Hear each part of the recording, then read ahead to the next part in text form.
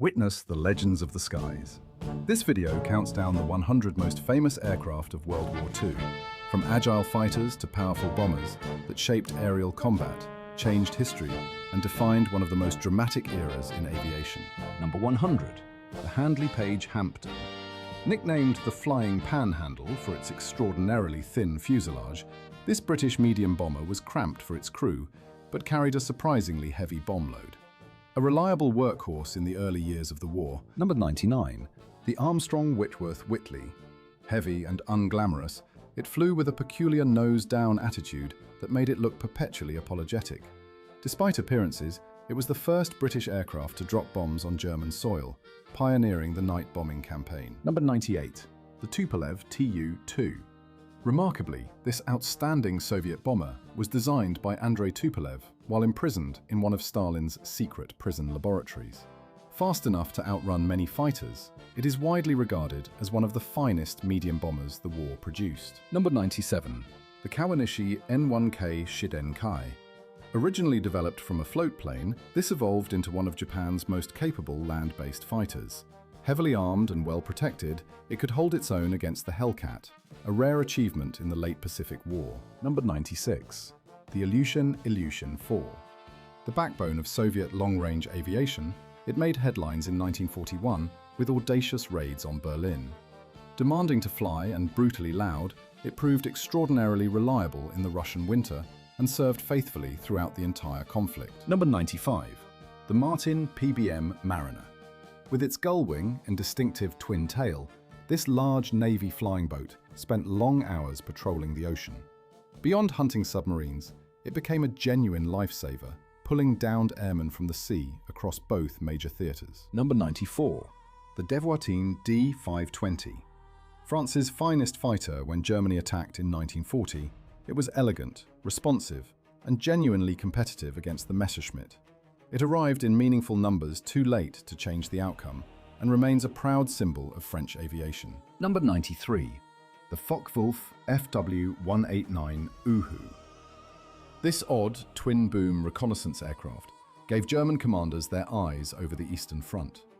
Its panoramic glazed cabin and surprisingly nimble handling made it a frustrating target for Soviet fighters, with a loss rate far lower than expected. Number 92, the Avro Anson. Affectionately known as Faithful Annie, it became the backbone of Commonwealth aircrew training. The first British service aircraft with retractable undercarriage, it put thousands of pilots, navigators, and wireless operators through their paces before sending them to frontline units. Number 91, the Piper L-4 Grasshopper, a civilian light aircraft drafted into military service. This unarmed spotter could land on roads, fields, or beaches. It served as the eyes of the artillery, directing fire with precision and giving ground commanders a vital advantage. Number 90, the Fiat CR-42 Falco. One of the last great biplane fighters, the Falco was light, elegant, and surprisingly competitive in combat. It fought across North Africa and beyond, a graceful farewell to a golden era of aviation design. Number 89, the Fairey Barracuda. Angular and ungainly in appearance, this Royal Navy torpedo bomber was more capable than it looked. Its finest hour came during devastating strikes on the German battleship Tirpitz, leaving the great warship badly damaged in her Norwegian fjord. Number 88, the Fairey Firefly. A powerful two-seat naval fighter armed with 4 20mm cannons, it handled well at low level and proved equally effective against air and ground targets. It served long after the war ended, testament to a thoroughly sound design. Number 87, the Supermarine Walrus. This pusher-propeller biplane amphibian looked hopelessly antiquated, yet it was one of the war's true heroes. Air-sea rescue crews used it to pluck downed airmen from the ocean in conditions that would have defeated almost any other aircraft. Number 86, the Arado AR 196. The standard floatplane of the German Navy catapulted from battleships and cruisers to extend their reach across the ocean. Well armed and capable in a fight, it served aboard every major German warship as their indispensable eyes at sea. Number 85, the Ryan PT-22 Recruit. The first monoplane used by the US Army Air Corps for primary flight training, its open cockpit and demanding handling separated natural pilots from the rest. Many future aces flew their very first solo in this trim silver machine. Number 84. The Grumman F-7F Tiger Cat. A twin-engine naval fighter of impressive speed and firepower, the Tiger Cat arrived as the war was closing and never saw the combat it was built for. 4 cannons and genuine carrier capability marked it as a design ahead of its time. Number 83. The Brewster F-2A Buffalo. Widely remembered for its struggles against the Japanese Zero, the full story is more interesting. Finnish pilots flying the same aircraft against Soviet forces achieved a kill ratio that was genuinely extraordinary, a reminder that context shapes every aircraft's legacy. Number 82. The Douglas TBD Devastator. Revolutionary when it first flew in 1935, it was tragically obsolete by Midway. Its crews flew slow, straight torpedo runs into devastating fighter and anti-aircraft fire. Their courage was absolute, even as the aircraft's limitations made survival nearly impossible. Number 81. The Northrop P-61 Black Widow. America's first purpose-built night fighter was large, black, and equipped with advanced radar. Its remote-controlled gun turret and 4 cannons made it a lethal predator after dark. Enemy bombers that felt safe at night discovered otherwise. Number 80. The Mitsubishi G3M Nell. Japan's premier naval bomber of the early war, its extraordinary range shocked Western observers. It proved its reach in December 1941 by sinking the British warships Prince of Wales and Repulse, demonstrating that no fleet was safe from land-based bombers. Number 79. The Macchi C-205 Veltro. Italy's finest fighter of the war, fast enough to challenge the P-51 Mustang and beautifully balanced in the air. Industrial constraints meant only a handful were built. It remains one of the great what-ifs of the air war. Number 78. The Messerschmitt Me-410 Hornisse. Known as the Hornet, this heavy fighter was built to intercept Allied bomber formations and carried a formidable cannon armament. Fast and effective against unescorted bombers, it struggled badly once long-range American escort fighters arrived in force. Number 77. The Henschel HS-129. Designed around its pilot's survival, this ground attack aircraft wrapped its cockpit in heavy armor. In its most fearsome version, it carried a 75mm anti-tank cannon. Slow and uncomfortable to fly, it was feared by armored crews on the Eastern Front. Number 76. The Polikarpov I-16 Ishak. The world's first cantilever monoplane fighter with retractable undercarriage. It was revolutionary in the 1930s. By 1941, it was outclassed. Yet, its exceptional roll rate kept it dangerous in a turning fight. Pilots called it the little donkey with genuine affection. Number 75. The Yakovlev Yak-1.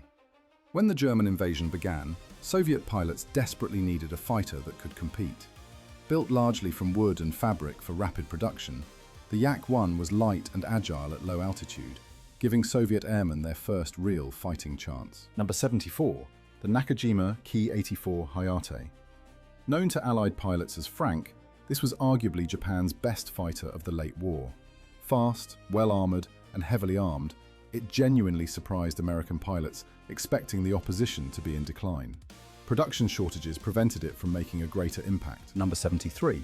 The Kawanishi H-8K Emily.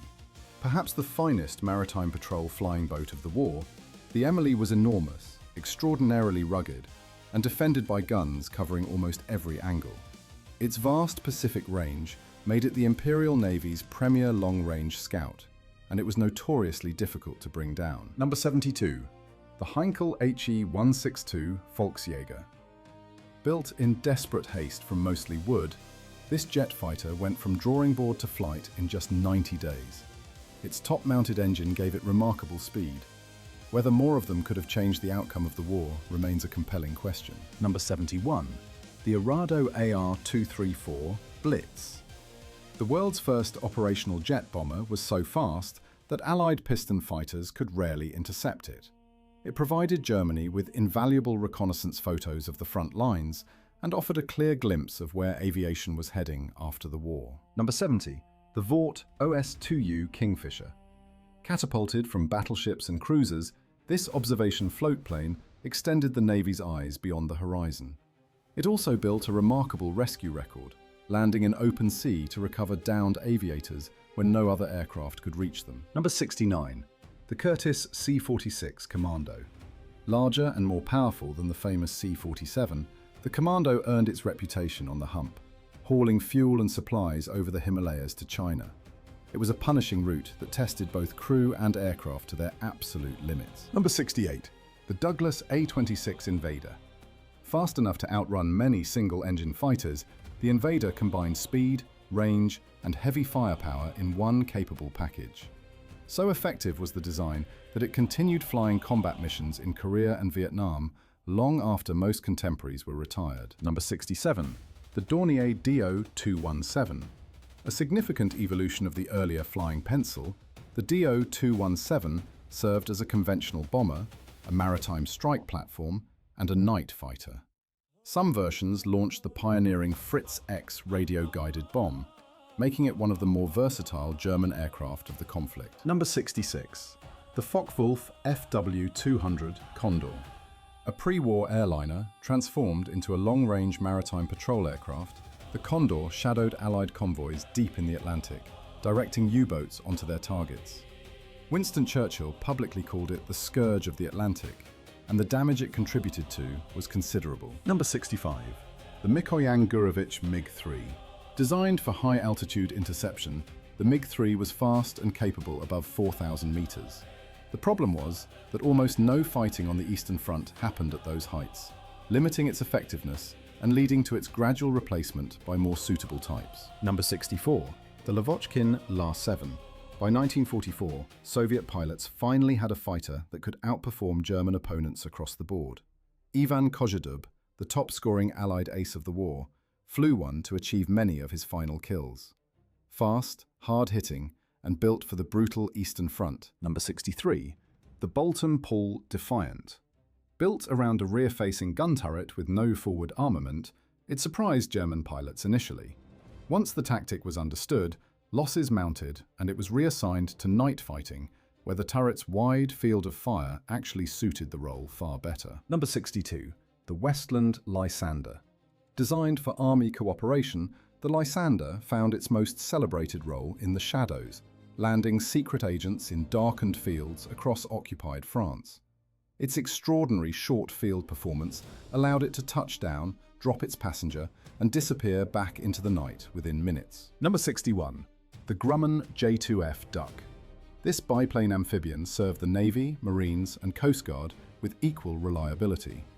Capable of operating from carriers, shore bases, and open water, it handled transport, liaison, and rescue duties wherever it was needed, the definition of a dependable utility aircraft. Number 60. The Short Stirling.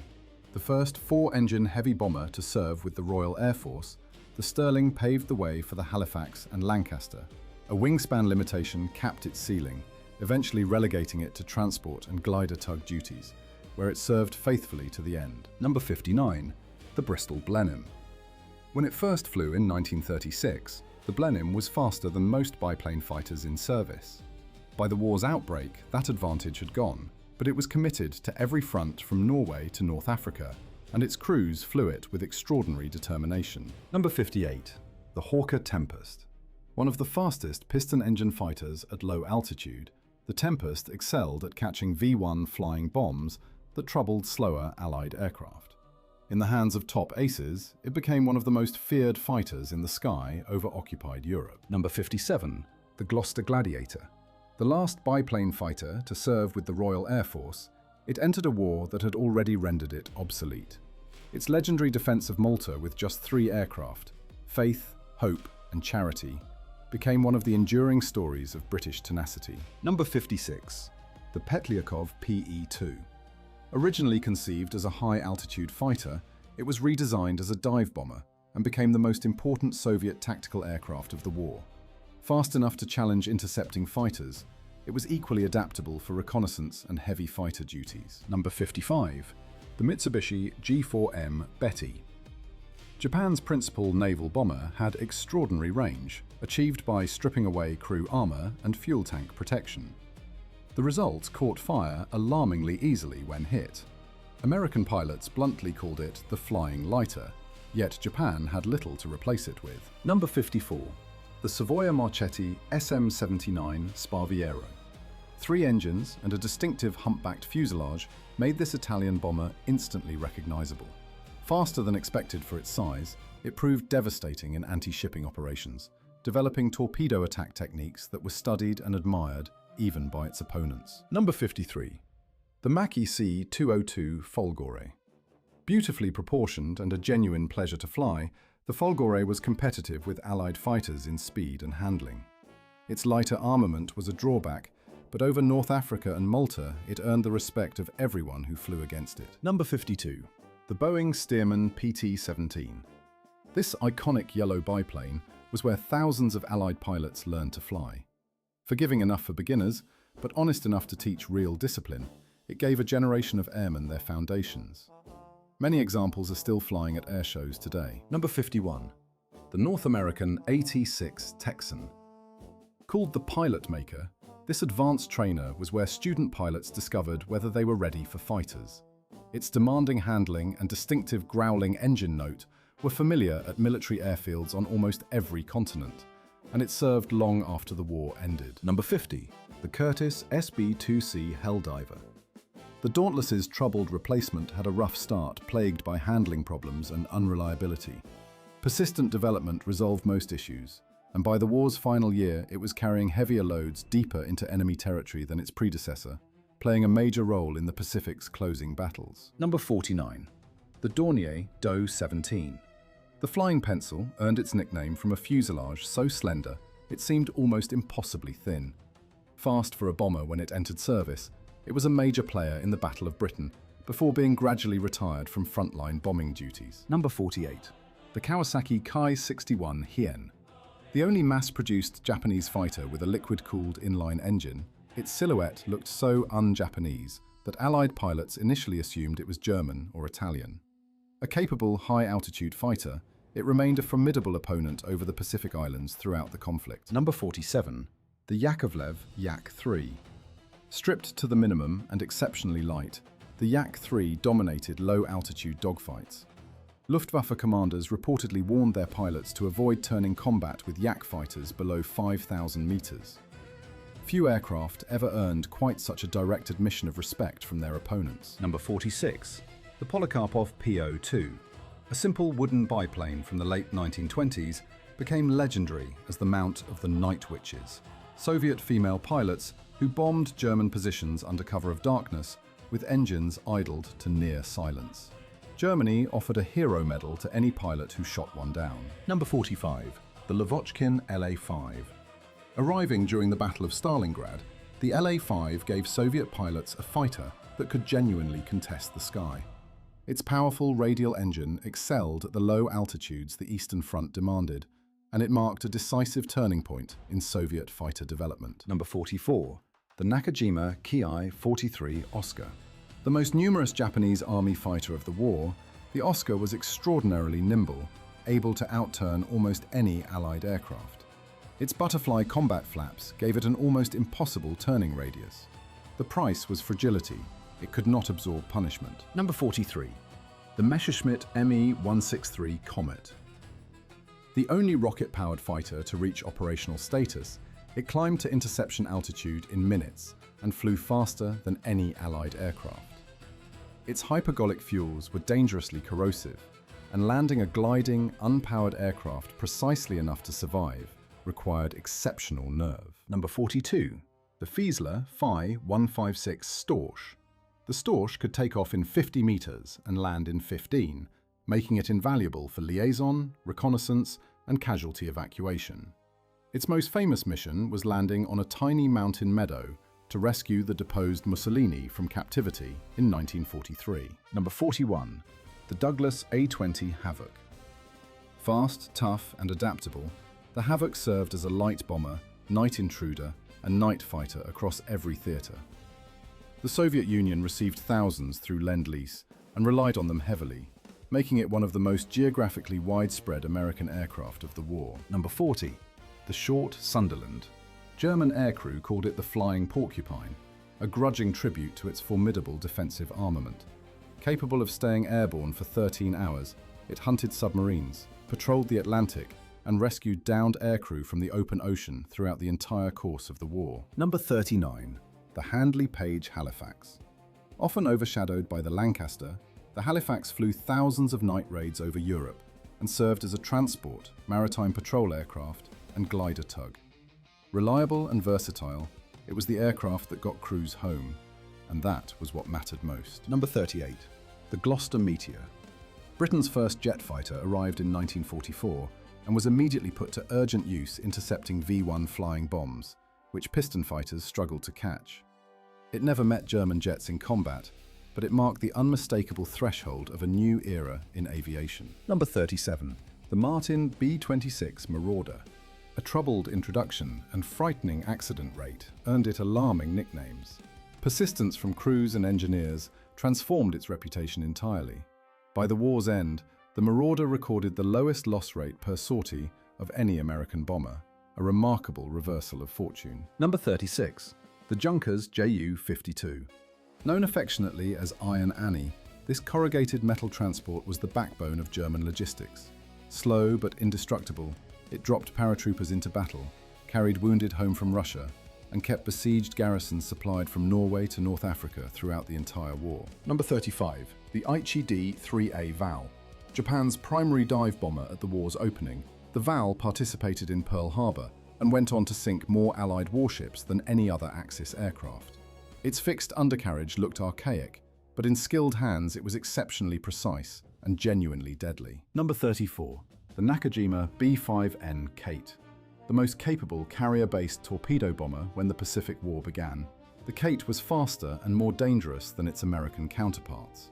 It contributed to the sinking of several US carriers, including Lexington, Yorktown, and Hornet in the war's devastating opening phase. Number 33. The Hawker Typhoon.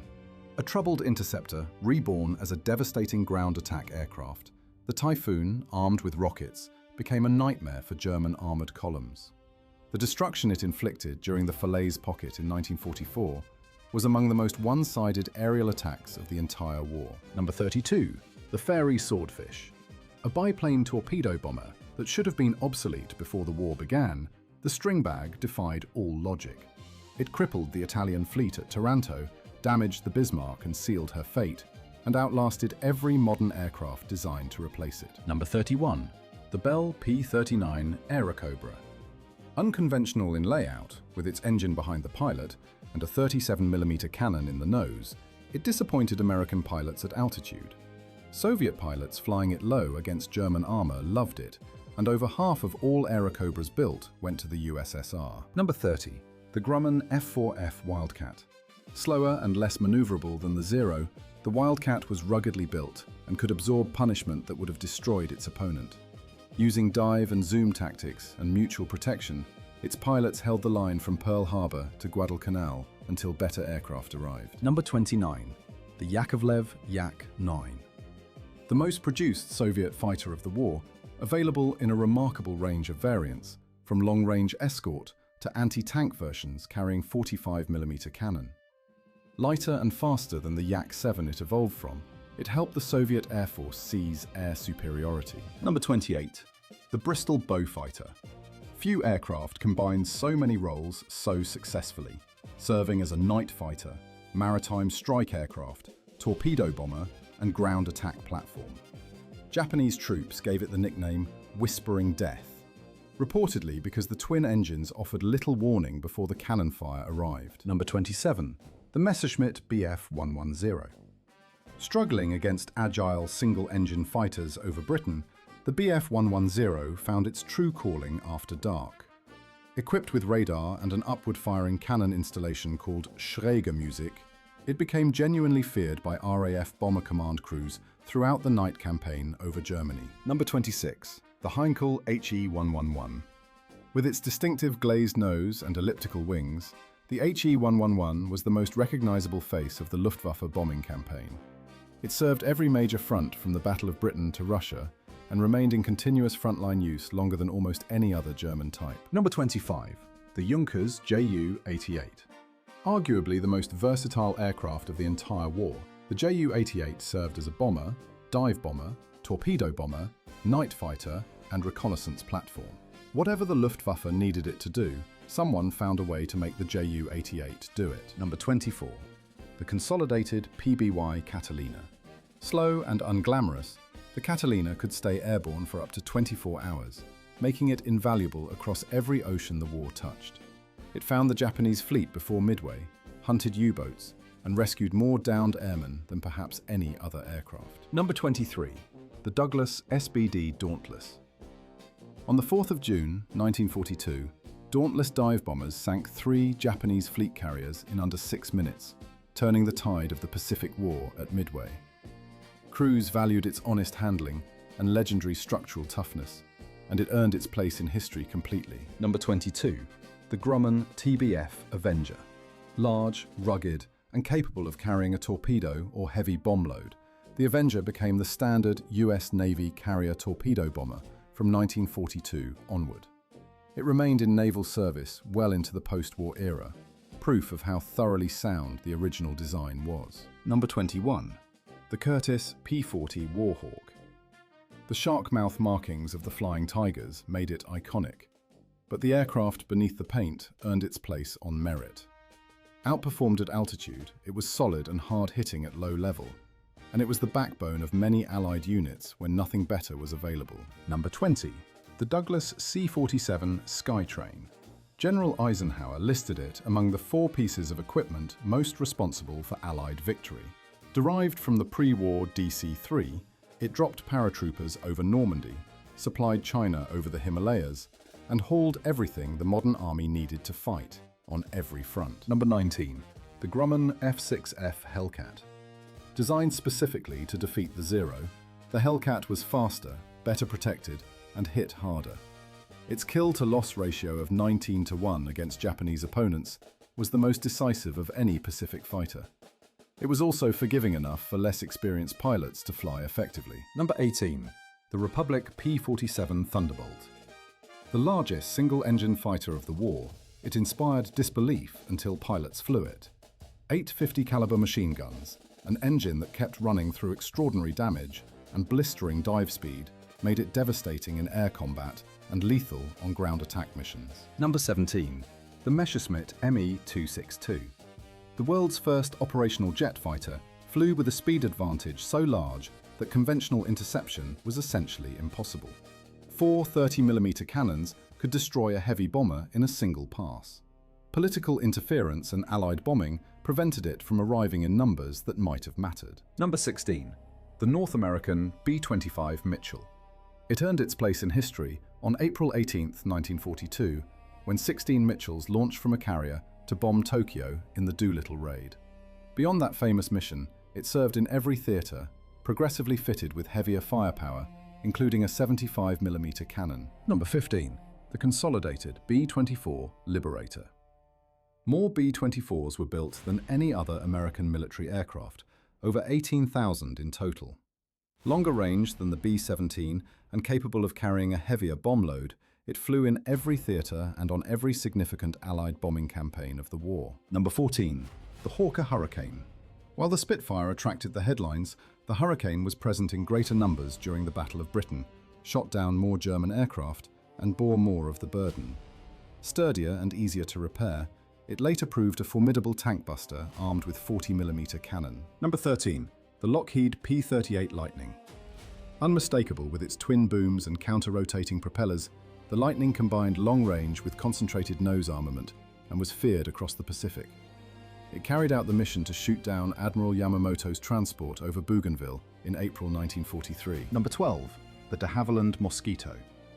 Built largely from wood to conserve strategic materials, the wooden wonder was fast enough to outrun most enemy fighters throughout its career.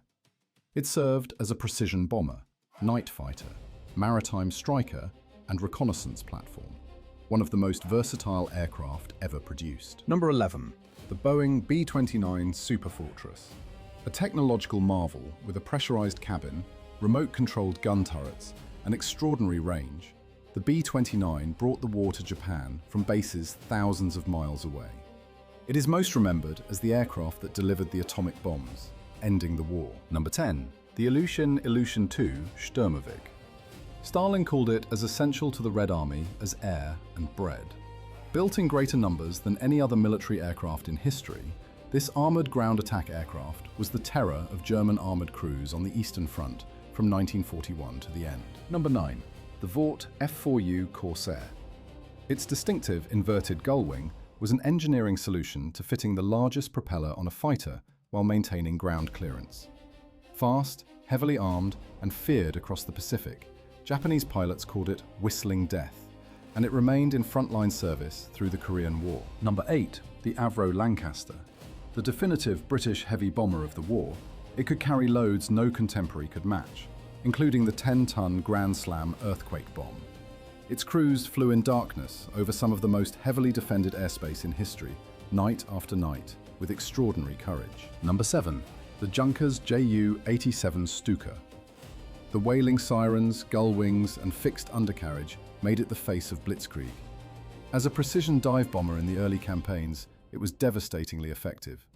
Ace pilot Hans-Ulrich Rudel flew it to become the most decorated German serviceman of the war. Number 6. The Focke-Wulf FW 190.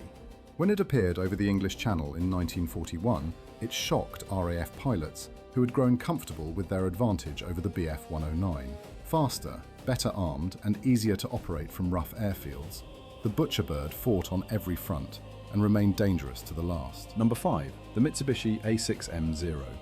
Its range, maneuverability, and the skill of its pilots combined to make it dominant in the Pacific War's opening phase. Allied pilots learned to exploit its lack of armor with diving attacks rather than turning fights. Its impact on the war's opening months was decisive. Number 4. The Boeing B-17 Flying Fortress. Stories of B-17s returning from raids over Germany with engines gone and controls shot away are not exaggerations. Its structural toughness was genuinely remarkable. It led the American daylight precision bombing campaign against German industry, and its crews flew with extraordinary courage. Top 3. The Messerschmitt Bf 109. Produced in greater numbers than any other fighter of the war, Germany's primary aircraft from the first day to the last. Erich Hartmann scored over 350 confirmed kills flying one, making it the mount of the highest scoring ace in aviation history. Number 2. The North American P-51 Mustang. Paired with the Rolls-Royce Merlin engine, it became the finest all-round fighter of the war. Fast enough to escort bombers to Berlin and back, capable enough to defeat anything it met along the way. It changed the strategic air campaign decisively. Our number 1. The Supermarine Spitfire. Designer Reginald Mitchell did not live to see his masterpiece save his country. Its elliptical wings gave it handling no contemporary could match. At the Battle of Britain's darkest moment, it held the line, and it was continuously developed to remain competitive until the very end.